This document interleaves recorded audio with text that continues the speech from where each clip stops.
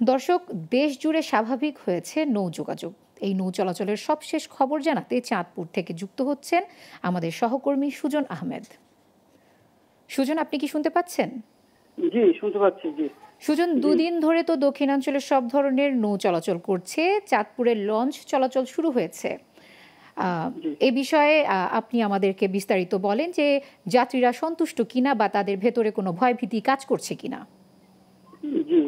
প্রিয়া, আপনি আপনি জানেন যে সারা দেশের ন্যায় কারফিউ চলমান রয়েছে।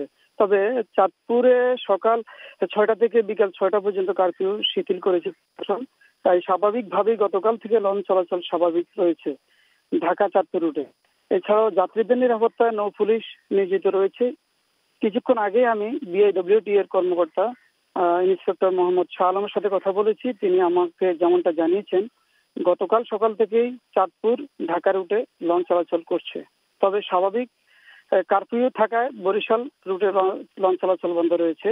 এছাড়াও রাতের বেলায় সকল রুটেই লঞ্চ চলাচল বন্ধ রয়েছে। কারফিউ পুরোপুরি উঠে গেলে আগের মতো স্বাভাবিকভাবেই লঞ্চ চলবে সকল রুটে।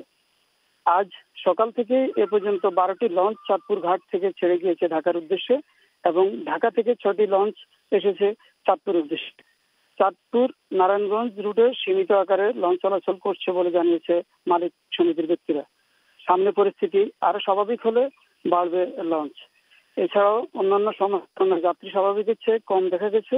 কয়েকজন যাত্রীর সাথে আমি কথা বলেছি, তারা জানিয়েছেন বর্তমানে শান্তিপূর্ণ পরিবেশ রয়েছে বিধায় তারা ঢাকার উদ্দেশ্যে রওনা দিয়েছে। তবে অনেকের মাঝে অনেক উৎকণ্ঠা বিরাজ করছে বলে অনেকে আমাকে জানিয়েছে। এই ছিল চাঁদপুর থেকে লঞ্চের সর্বশেষ খবর।